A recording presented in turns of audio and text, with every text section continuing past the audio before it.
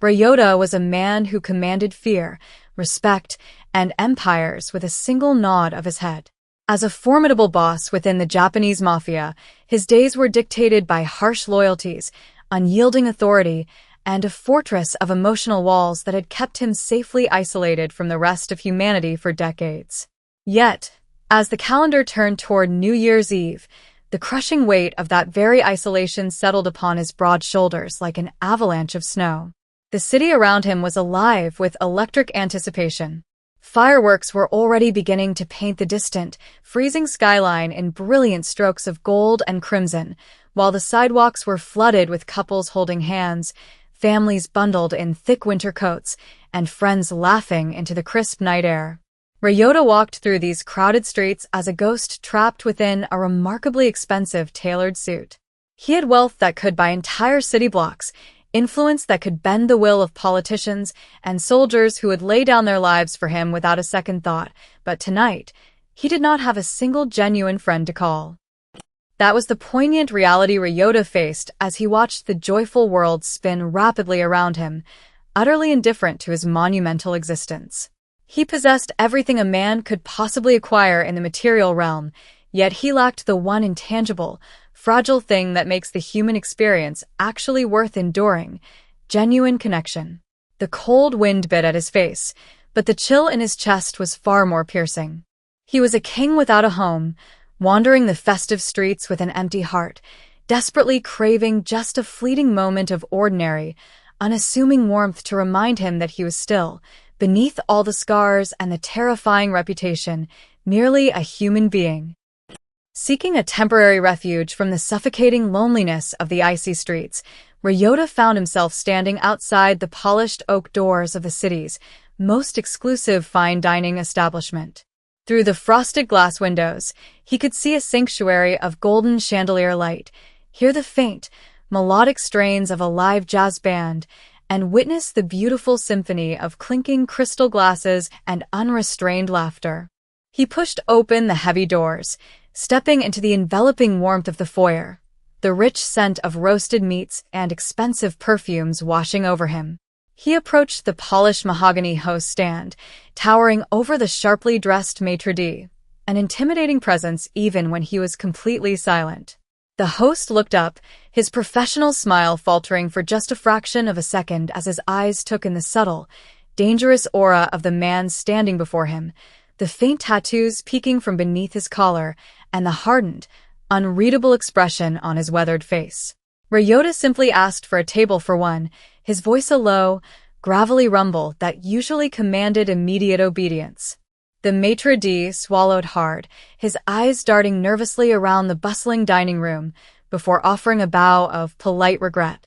"I am so very sorry, sir, but we are completely and absolutely fully booked for the holiday evening, so I cannot offer you a seat tonight in another lifetime, or perhaps merely on another day."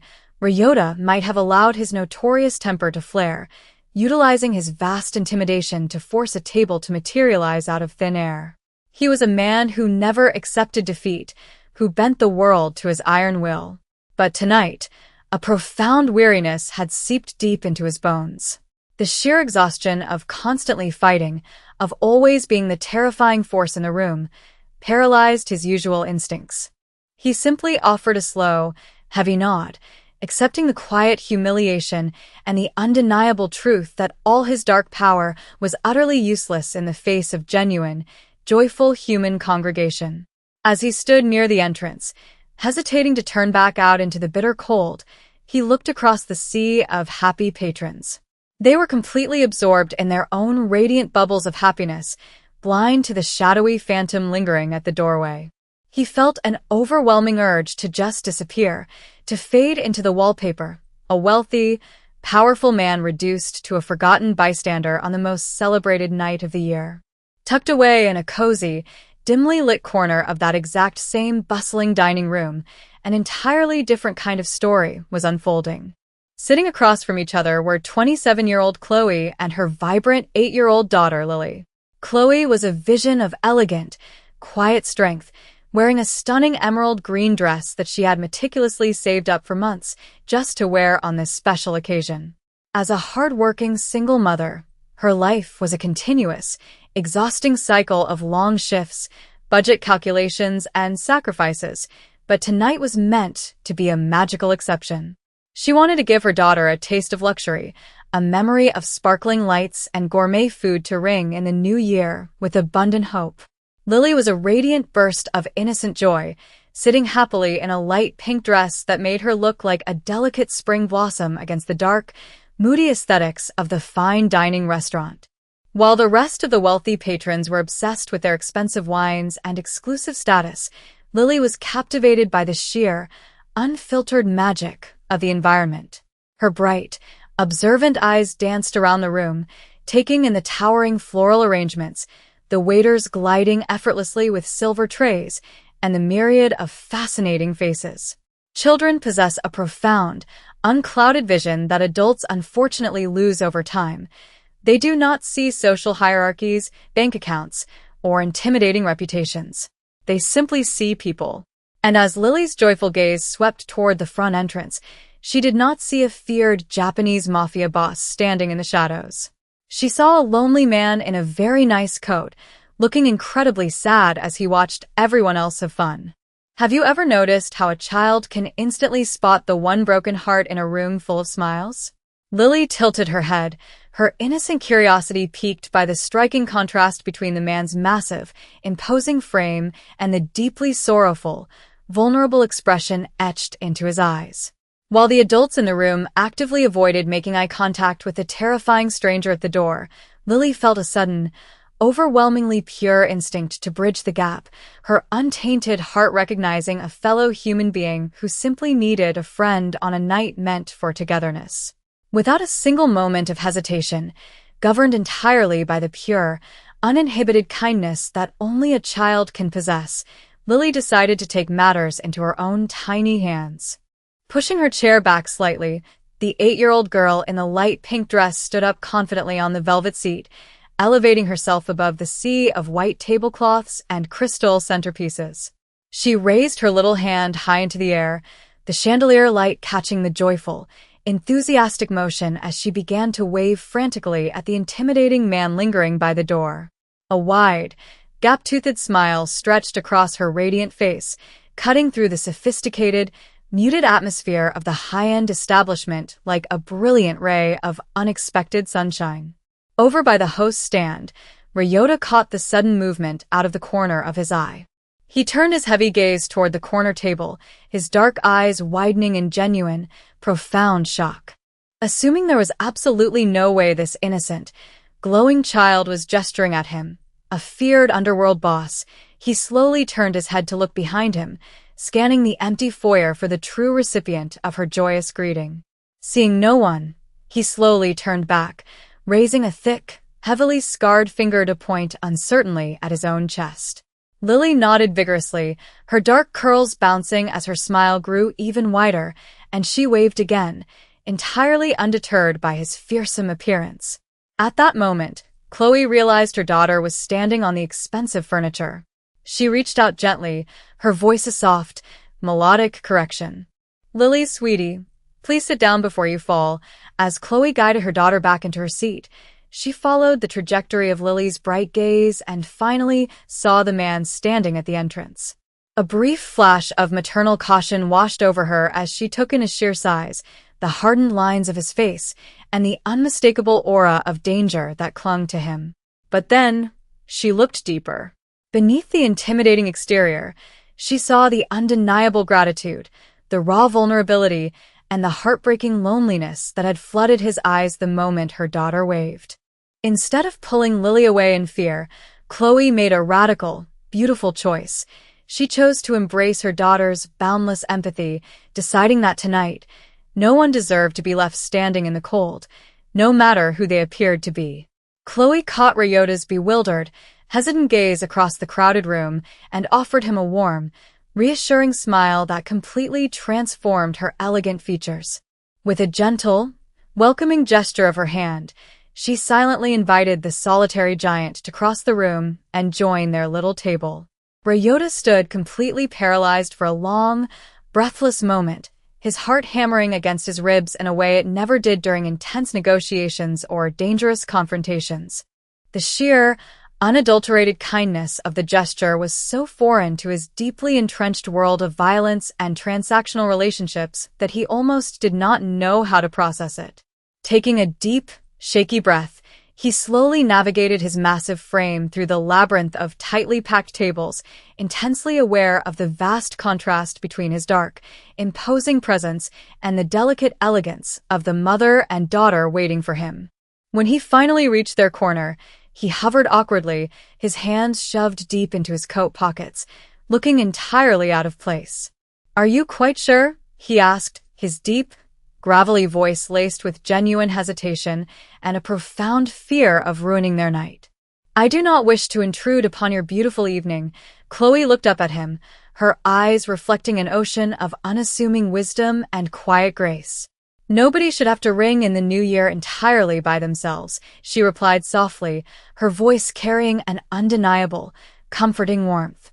"Please, take a seat with us slowly." Cautiously, Ryota lowered his large frame into the delicate dining chair across from them, feeling as though he had stepped into an alternate, magical dimension. The visual contrast at the table was staggering.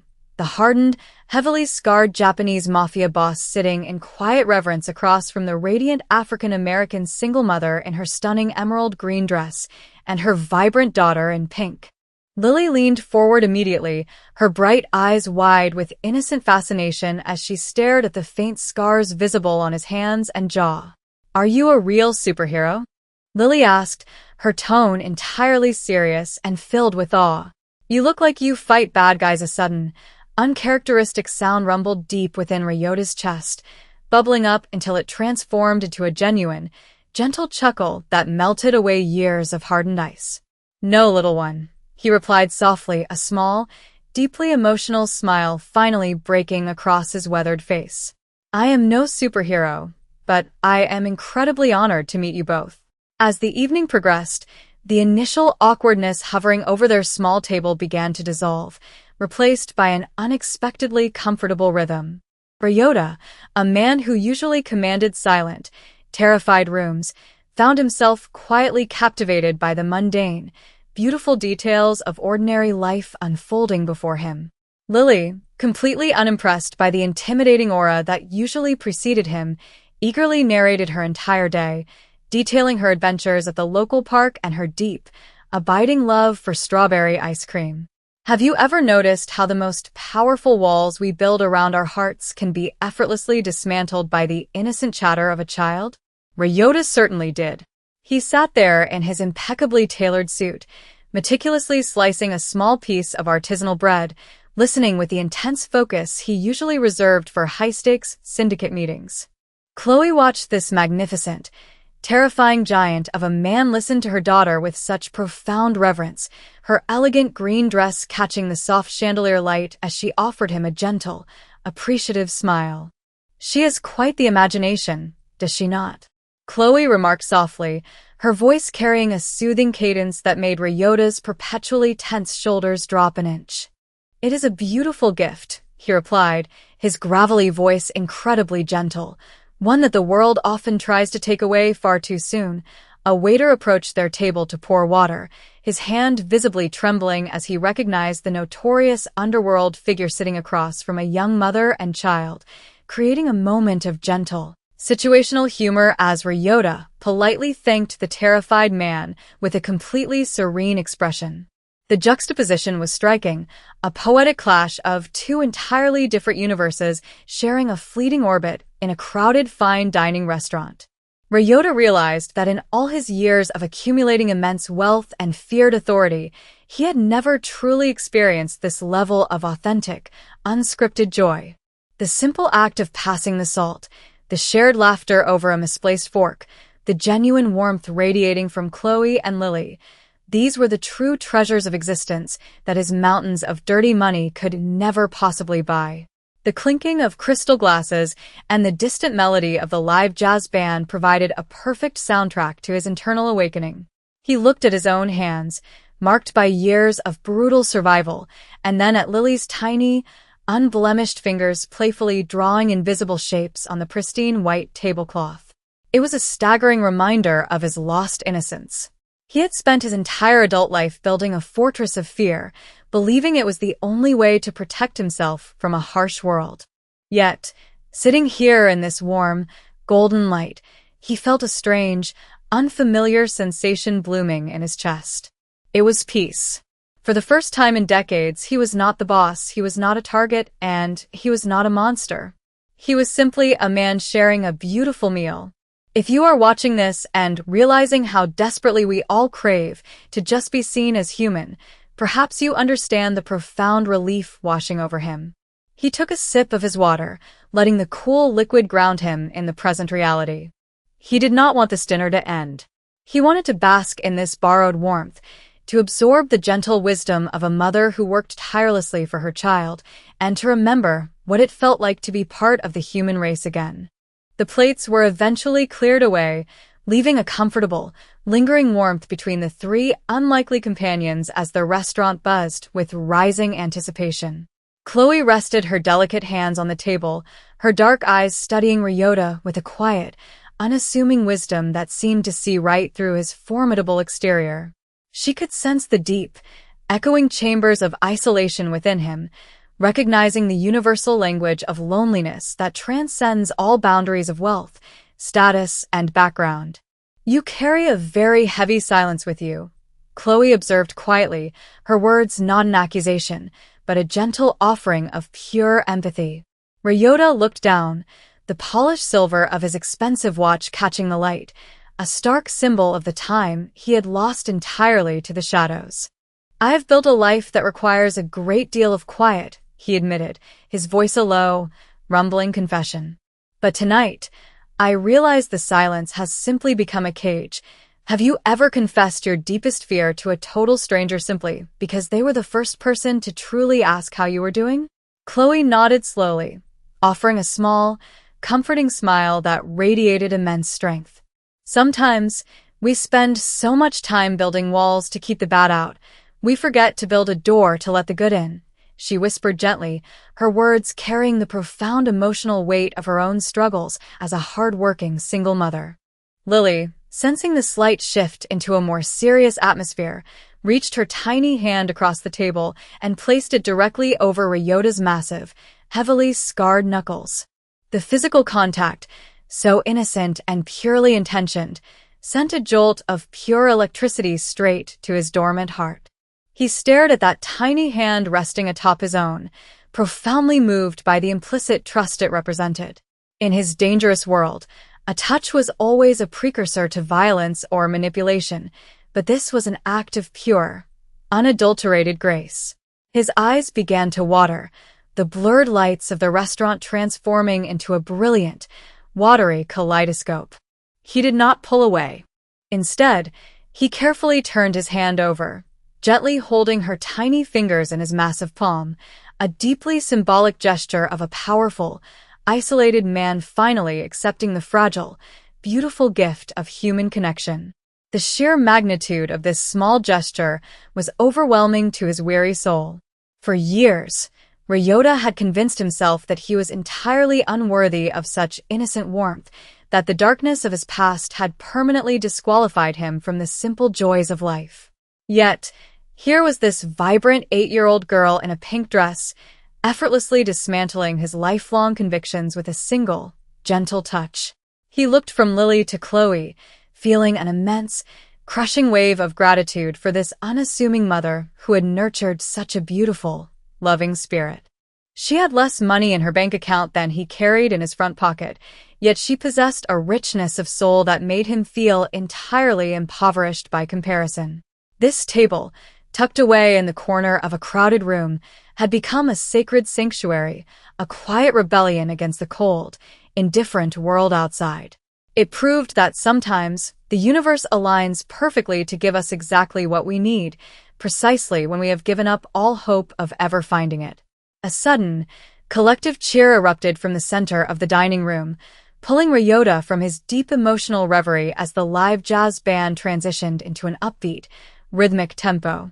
The maitre d', stepped up to a small microphone, his voice booming over the joyous crowd to announce that the midnight hour was rapidly approaching.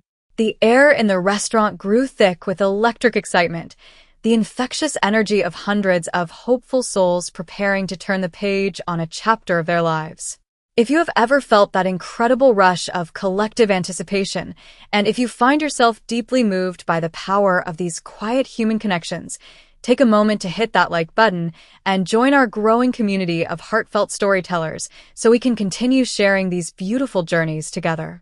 Outside the large, frosted glass windows, the city skyline was beginning to erupt in magnificent bursts of light, the fireworks painting the bitter cold night with brilliant flashes of emerald, sapphire, and gold. Ryota watched the bright colors reflect in Lily's wide, fascinated eyes, feeling his own spirit completely elevate alongside the rising crescendo of the music. The patrons began to stand, raising their crystal champagne flutes high into the air, their voices blending into a harmonious chorus of counting down the final seconds of the year. 10, 9, 8. The crowd chanted, the rhythmic sound reverberating through the floorboards and up into Ryota's heavy boots. Chloe handed Lily a glass of sparkling apple cider, and then, with a warm, beautiful grace, she slid a fresh glass of champagne across the table toward Ryota. 7, 6, 5. The voices swelled louder, and Ryota felt his heart hammering a completely new rhythm, a tempo of absolute hope rather than mere survival. He stood up slowly, his massive frame towering over the table, but the intimidating aura was entirely gone, replaced by a profound, radiant humility. He picked up the delicate crystal glass, his hand perfectly steady as he looked directly into the kind, resilient eyes of the woman who had saved his life tonight without ever realizing it. 4, 3, 2. The countdown reached its incredible emotional peak, the music swelling to a triumphant roar. Ryota realized in this magical, suspended moment that he was no longer the lonely, invisible ghost wandering the freezing streets. He was a man surrounded by light, holding a glass of hope, entirely ready to embrace the dawn of a completely new existence. The transformation within him was absolute and irreversible. He knew that the powerful, terrifying Japanese mafia boss who had walked through those mahogany doors hours ago was effectively dead, left behind in the harsh, unforgiving winter wind. The man standing here now was someone reborn in the gentle glow of compassion. He looked at the empty chair next to him, a lingering symbol of his past isolation, and smiled knowing it no longer held any power over his soul. The journey from complete despair to this soaring crescendo of belonging was nothing short of a miracle. He took a deep breath, filling his lungs with the sweet, perfume-laced air of the restaurant, feeling genuinely alive for the first time in what felt like a millennium. The past, with all its heavy burdens, mistakes, and violence, seemed to instantly wash away under the brilliant, colorful explosions of the fireworks outside. 1. The entire restaurant exploded into a rapturous symphony of cheers, laughter, and the joyful clinking of hundreds of glasses as the new year officially arrived. Happy New Year! Chloe and Lily shouted in perfect, joyful unison, their faces beautifully illuminated by the spectacular flashes of fireworks blooming across the city skyline just outside the window. Ryota gently tapped his crystal glass against theirs, the delicate chime ringing out clearly over the deafening celebration, a sound so incredibly sweet it brought fresh, unbidden tears to his dark eyes. Happy New Year! He whispered back, his low voice trembling slightly with the profound, unfamiliar weight of pure, unadulterated joy. In the midst of the soaring celebration, a waiter moved through the crowd handing out decorative, silver star-shaped balloons to the children in the restaurant. Lily eagerly accepted one, the shiny mylar catching the ambient light, before turning and immediately thrusting the string toward Ryota. Here, Mr. Superhero, she chirped happily, her gap-toothed smile radiating absolute innocence. You need a star to help you find your way home in the dark. That simple, incredibly poignant statement struck Ryota with the force of a physical blow, shattering the very last, stubborn remnants of his emotional armor. A single, Heavy tear finally broke free, tracing a hot, wet path down his scarred cheek as he gently accepted the thin ribbon from her tiny hand. He tied the string to his wrist, the silver star bobbing cheerfully above his dark, tailored suit, a beautiful, slightly humorous, and deeply moving symbol of his internal transformation. He looked at Chloe, who was watching the exchange with her own eyes watering, understanding entirely the gravity of what her daughter had just done for this weary stranger. Ryota reached into his coat pocket, pulling out a thick, unmarked envelope filled with enough crisp bills to easily cover the expensive meal and leave a remarkably generous tip, placing it quietly on the table. "You have given me a gift tonight that no amount of money could ever possibly repay," he said to Chloe, his voice thick with raw emotion and immense gratitude. "You gave me back my humanity." Chloe placed her hand briefly over his, a final, warm seal of their extraordinary connection, acknowledging the profound truth that sometimes the most miraculous healings occur in the most unexpected corners of the world. The sheer beauty of the moment lay in its perfect, unparalleled simplicity.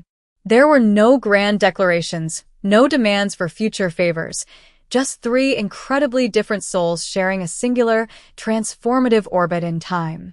Ryota stood there, a formidable giant of the underworld, weeping silently over a cheap mylar balloon, profoundly humbled by the magnificent power of grace.